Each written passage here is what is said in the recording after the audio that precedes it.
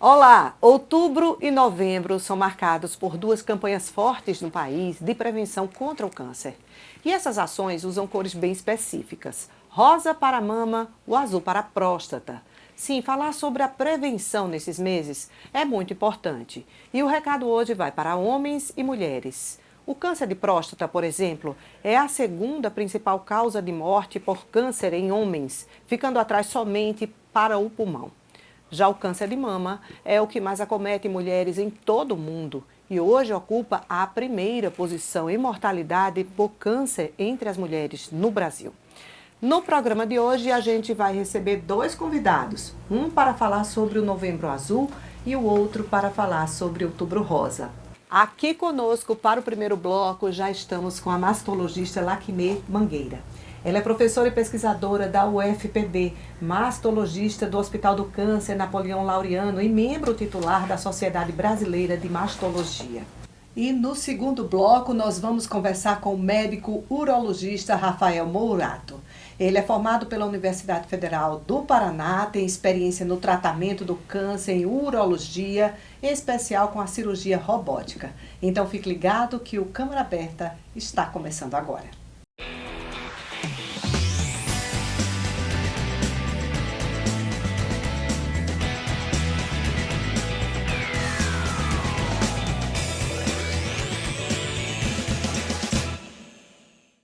Seja muito bem-vinda ao nosso programa, doutora Laquimê. É um prazer estar aqui discutindo sobre um tema tão importante de saúde pública, um grave problema de saúde pública, aqui com vocês no Câmara Aberta. Então, doutora, o outubro passa rápido, é claro, a gente fala muito em câncer de mama nessa época do ano, dá muita visibilidade até pela campanha, mas a preocupação nunca cessa. E fala um pouco sobre os números desse câncer, porque eles não diminuem, apesar do Outubro Rosa ser uma campanha insistente.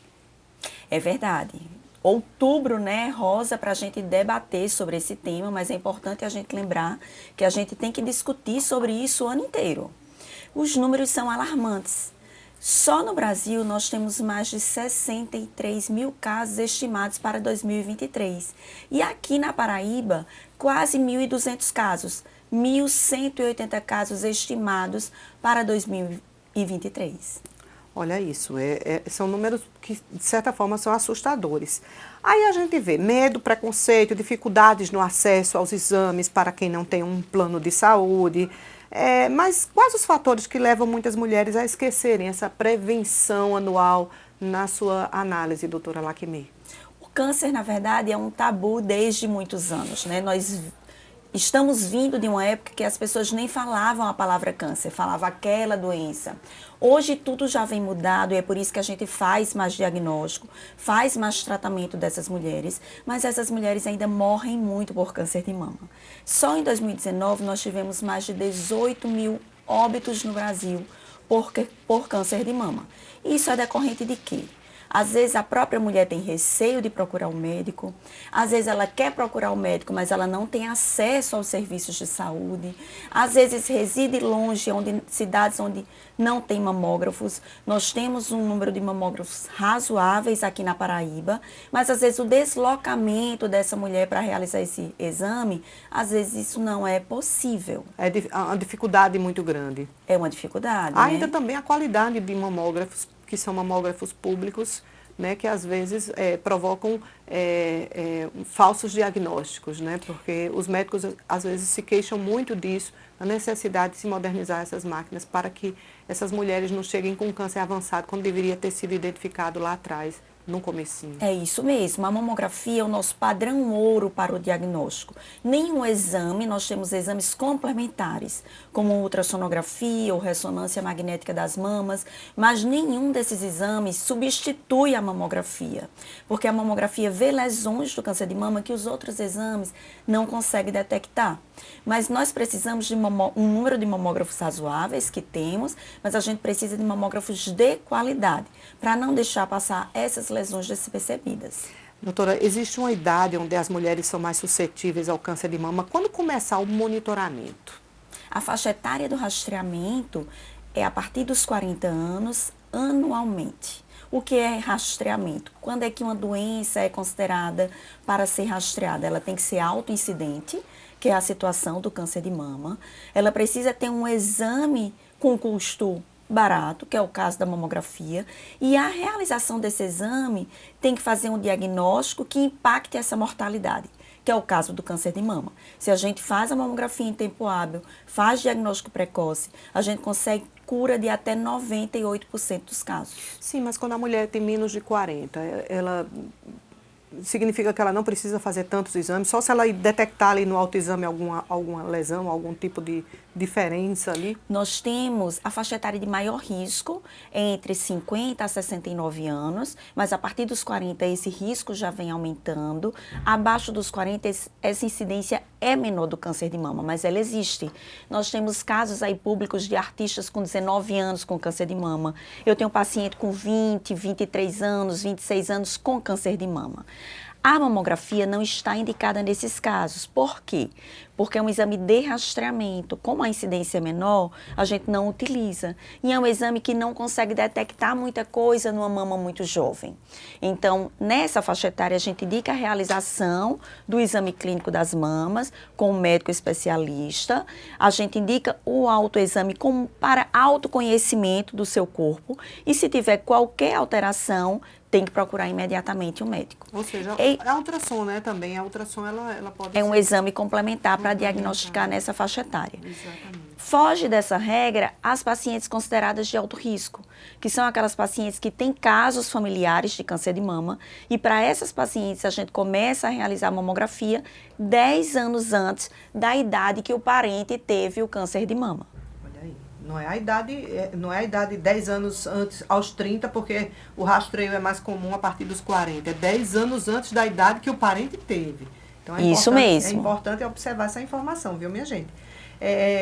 Tem alguma forma de dizer que o câncer de mama pode ser prevenido, pode ser evitado? Tem vários fatores. O câncer de mama ele é multifatorial. Então, existem vários fatores envolvendo para o aparecimento do câncer. Existe o que a gente chama de fatores modificáveis, que é a alimentação, hábitos de vida, o exercício físico, tudo isso previne câncer de mama. Então, se eu sou mais sedentária, se eu me alimento mal, se eu consumo muito cigarro, álcool, se eu uso hormônios indiscriminadamente, isso vai favorecer câncer de mama. Eu adequando esses fatores, eu estou fazendo uma prevenção primária com relação à neoplasia mamária. Mas existem fatores que a gente não consegue mudar, que são os fatores que a gente chama de não modificáveis. Esses fatores são fatores constitucionais, inerentes do próprio indivíduo, fatores genéticos, hereditários, imunológicos, que independe do que a gente faça ao longo do ano, ao longo da vida, na verdade, o problema vai aparecer. Nesses fatores, a gente faz o que a gente chama de prevenção secundária, que é justamente o diagnóstico precoce. A gente não evita o aparecimento, mas a gente faz exames de rastreamento para detectar a lesão bem pequenininha, mesmo antes de aparecer no autoexame. E só esse diagnóstico precoce leva à chance de cura. Tem mulheres, inclusive, que já por conta de históricos familiares fazem alguns testes genéticos bem avançados para ver se tem a predisposição do organismo para desenvolver esse tipo de câncer, não é isso? É isso mesmo. Apenas 10 a 20% dos casos de câncer de mama eles são hereditários. 80 a 90% é desses múltiplos fatores que eu falei anteriormente. Nesse grupo limitado de pacientes com histórico familiar de câncer de mama positivo, principalmente em parentes de primeiro grau, irmã, mãe, filha, nesse grupo vale a pena fazer a avaliação genética, porque se tiver alguma mutação genética, existem tratamentos preventivos antes que a doença apareça. Porque nessas mulheres mutadas, a chance de aparecimento do câncer de mama, ela chega até a 95%. Então, nós temos que adotar medidas preventivas, como cirurgias profiláticas, na tentativa dessa paciente não desenvolver a doença. Claro que não é algo tão acessível assim à população em geral, né? Mas para quem pode, é importante, pode definir aí uma grande diferença entre você prevenir, né, ter ou não ter esse tipo de enfrentamento. É isso mesmo. Os exames, eles são caros, ainda já vem diminuindo o seu preço ao longo dos tempos, mas ainda são exames caros que às vezes limita a realização desses exames. Doutora, o outubro termina, mas a mensagem de prevenção em relação ao câncer de mama, ele não acaba nunca, ele é uma mensagem permanente, é claro. E eu queria que a senhora se dirigisse, desse uma mensagem aos nossos telespectadores agora, em relação àquelas mulheres que estão nesse enfrentamento, familiares que estão juntos com elas, nesse enfrentamento do câncer, né, que infelizmente elas tiveram que ir em busca dessa cura, já que a gente tem hoje, o nosso programa hoje ele vai ser dividido, a gente vai para o segundo bloco já para falar sobre o câncer de próstata. Doutora Laquimê, obrigada, já agradecendo a sua presença aqui conosco. É muito importante a gente falar sobre isso. As mulheres que estão com câncer de mama e que estão em tratamento, têm muitas barreiras a serem enfrentadas, além do próprio diagnóstico, além do próprio tratamento. Elas lidam com alterações da autoestima do seu corpo, a perca do cabelo, é algo que incomoda muito essas mulheres. E a gente tem que ter um olhar atento para isso. É importante também ter uma cadeia de apoio implantada para o auxílio dessas mulheres, não só da parte dos profissionais de saúde, mas familiares, vizinhos, amigos. Nós temos relatos que os amigos desapareceram depois que a paciente teve o diagnóstico do câncer de mama, o esposo deixou, o companheiro abandonou. Então essa cadeia ela tem que ser alimentada e cada um de nós precisamos ser sementes nesse processo dessa alimentação da cadeia alimentar com um amigo, com um vizinho, com um parente. E para finalizar, é importante a gente dizer que a ciência sempre está associada à espiritualidade. Já existem trabalhos científicos mostrando, evidenciando que pacientes que têm uma espiritualidade mais avançada, né, que acreditam em algo maior, elas se alimentam e elas desenvolvem melhor na fase do tratamento. Então é isso a nossa campanha desse ano da Sociedade Brasileira de Mastologia Juntos Somos Mais Fortes. Então se cada um dermos as mãos e formos sementes nesse processo, nós vamos conseguir vencer e ajudar essas pacientes. Doutora Laquimê Mangueira, muito obrigada pela sua presença aqui no nosso Câmara Aberta. Nós conversamos no primeiro bloco com ela, que é mastologista, sobre o câncer de mama. É hora do intervalo. E daqui a pouco nós voltamos para falar sobre o Novembro Azul e o câncer de próstata com o médico urologista Rafael Morato. Ele é formado pela Universidade Federal do Paraná, tem experiência no tratamento do câncer em urologia e também especial com a cirurgia robótica. Até já! Aqui tem uma João Pessoa que precisa crescer e de forma ordenada. Aqui tem discussão do plano diretor com planejamento para 10 anos. Aqui tem Câmara.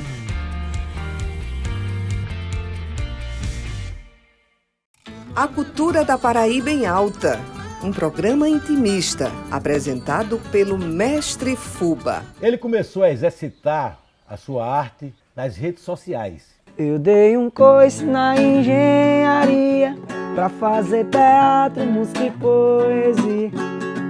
Com artistas da terra, música, artes plásticas, literatura, teatro e cinema.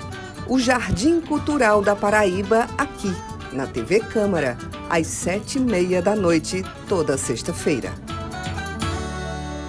É no gabinete que os vereadores recebem a população e eu vou visitar cada um deles num programa novo que estreia nesse mês de agosto na TV Câmara. Papo de Gabinete. Nós vamos conversar sobre a visão que os vereadores têm da nossa cidade, as leis que foram aprovadas na Câmara e os projetos que tramitam na Casa e que podem impactar a vida de nós, cidadãos. Não perde, TV Câmara, a partir de agosto, Papo de Gabinete, canal 6.2.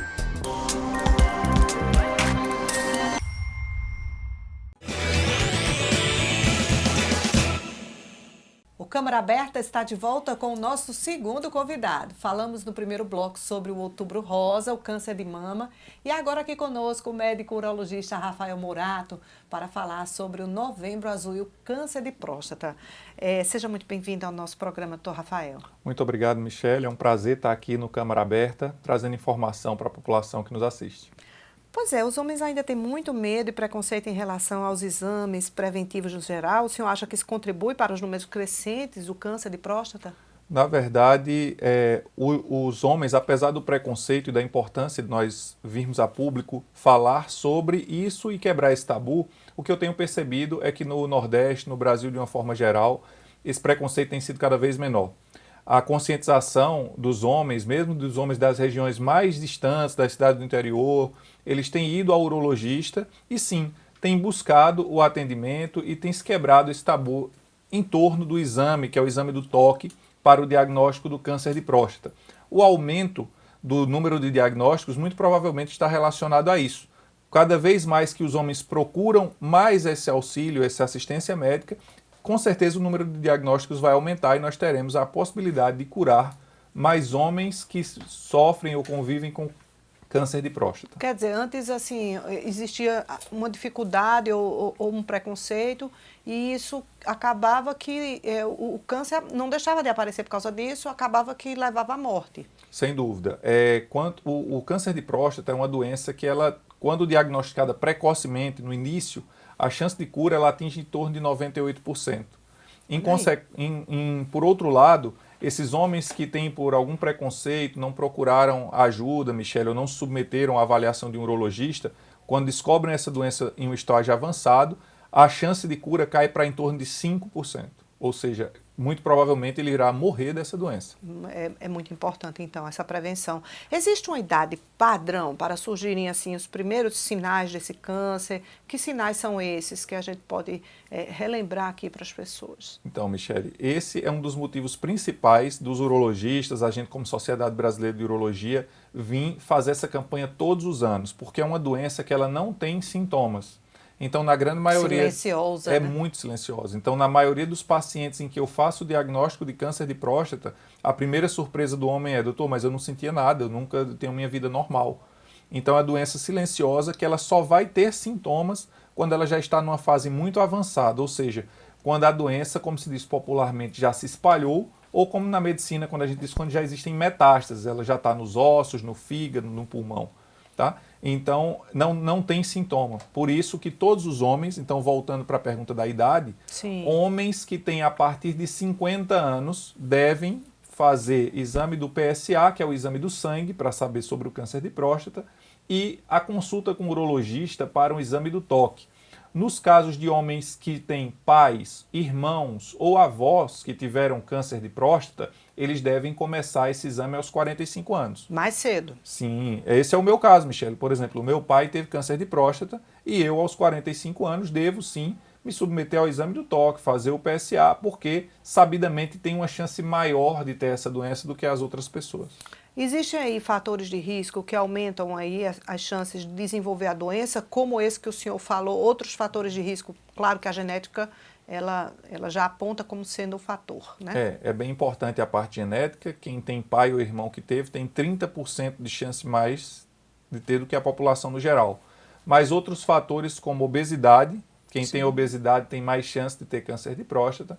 A cor da pele influencia, já se sabe que as pessoas de cor negra e parda têm uma chance de ter a doença em um maior número e até uma doença mais grave do que as pessoas brancas e Sério? asiáticos. Isso. Tem estudo que indica por quê? Não, o que se acredita é que as pessoas de cor parda e negra, elas têm maior chance de ter uma mutação em um gene que causa o câncer de próstata. Vale lembrar também que se na sua família você tem mãe ou irmã que teve câncer de mama, o homem também tem que ficar atento, pois o gene que causa o câncer de mama na mulher é o mesmo que causa o câncer de próstata no homem. Isso é uma informação que muitas vezes não é disseminada a público, mas que é bem Realmente, importante. eu nunca ouvi falar nessa informação nova que o Dr. Rafael traz, né, que é o mesmo gene, né, que provoca o câncer de mama, é o que provoca o de próstata. Exato. Dr. Rafael, existem assim, algumas chances de cura para um paciente com câncer de próstata. Assim, quais são as chances de cura? O senhor falou que, claro, que ele é mais de 90% para quem detecta lá no comecinho. Mas, assim, se a pessoa também não chegou no extremo, né, que está já muito avançado, quais são os tratamentos aí, as chances que a pessoa tem de curar? Essa pergunta é excelente. O câncer de próstata, Michele, de todas as doenças, de todos os tipos de câncer que existem na medicina, nos últimos 10 anos, sem dúvida, foi o tratamento que mais evoluiu. Então, hoje, nós temos uma série de tratamentos, medicamentos, radioterapia, tipos de cirurgia que podem possibilitar esse câncer. Essa pergunta de dizer qual a chance de cura, ela é complexa, porque todo paciente que eu faço o diagnóstico de câncer de próstata vai depender da idade, do PSA, que é o exame do sangue que mostra como está o câncer, da biópsia dele, e a partir disso eu consigo predizer qual a chance dele ficar curado. O que eu posso dizer é que hoje, em torno os pacientes que são diagnosticados no Brasil hoje, quando procuram e fazem os exames periódicos, a chance deles de cura, como nós falamos, ultrapassa os 90%, mas isso varia um pouco de caso a caso. Vou fazer uma pergunta que às vezes os homens têm curiosidade, têm até medo. A pessoa que é acometida de um câncer de próstata e faz o tratamento, se cura, isso interfere na vida sexual? É fator causador de algum tipo de impotência? Essa pergunta é sensacional, porque apesar da palavra câncer ser uma palavra forte, que traz toda uma preocupação, o nosso objetivo quando nós tratamos o câncer de próstata são 3. A cura, naturalmente, sim, claro, é o primeiro. Em primeiro lugar. O segundo, que o homem mantenha e permaneça com a continência dele, que é a capacidade dele segurar o xixi, de não ficar precisando usar fraldas, bem no popular. E terceiro, a potência. Com a evolução da cirurgia, e aí entra a minha parte, que eu sou especialista que é em cirurgia robótica, houve uma grande evolução e melhora dos números da potência. Nas primeiras cirurgias, que era a cirurgia aberta, aquela cortada, sim, a chance de impotência era em torno de 70%. Bem alta. Bem alta. Com a evolução da cirurgia por videolaparoscopia, que é aquela que faz uns furinhos na barriga, essa chance de impotência caiu para em torno de 30% a 40%. A cirurgia robótica, ela tem a vantagem de que eu, quando estou ali num console controlando o robô consegue repetir exatamente os meus movimentos. Sim. Então isso dá mais precisão, dá mais delicadeza para a cirurgia. Trouxe um ar realmente artístico para essa cirurgia do ponto de preservação dos nervos da potência. Então hoje em dia as taxas de impotência são, eu considero ainda altas, são em torno de 20% a 30% com a cirurgia robótica, mas já houve uma melhora considerável e é isso que trouxe para essa cirurgia, esse tratamento, essa fama de que quem opera câncer de próstata não tem mais potência, não tem mais relação sexual. Hoje isso é um mito, apesar dos números serem altos, ainda existem uma série de tratamentos e possibilidade de recuperar a vida sexual. Não tem desculpa para se prevenir, né, doutor? Assim, em João Pessoa, mesmo quem não tem plano de saúde, como é o acesso aos exames preventivos para o homem? Isso. Em João Pessoa hoje existe uma rede realmente bem cuidada, uma estrutura bem montada para dar acesso a esses pacientes. Eles podem ser atendidos inicialmente no CAIS de Jaguaribe, no Hospital Santa Isabel, no HU, que é uma instituição federal, mas está disponível para todo mundo de João Pessoa, no Hospital Edson Ramalho. As cirurgias para o tratamento de câncer de próstata, inclusive as cirurgias por videolaparoscopia, que são aquelas, não é robótica, mas é aquela que é um passo atrás, elas são realizadas pelo SUS também. Os hospitais credenciados para esse tratamento são o Hospital Napoleão Laureano e o Hospital São Vicente de Paulo. A gente conversou aqui com o médico urologista Rafael Morato sobre o Novembro Azul, sobre o câncer de próstata, a quem eu agradeço a presença. Deixo aqui o espaço para suas considerações finais, doutor Rafael. Agradecer mais uma vez à Câmara por abrir esse espaço, essa preocupação com a vida dos paraibanos e dizer a você que está em casa, deixe o tabu de lado. Se você nunca foi ao urologista, nunca procurou o seu médico, vá, faça o exame de sangue, o exame do toque, cuide da sua vida, que assim você vai estar cuidando da sua família. E vale lembrar que outubro e novembro são só meses marcantes para a gente não se esquecer dessa prevenção. Mas a prevenção é feita o ano todo e sempre é tempo de procurar se prevenir, fazer os exames. O nosso Câmara Aberta fica por aqui. Semana que vem a gente volta com uma nova temática para você. Até lá!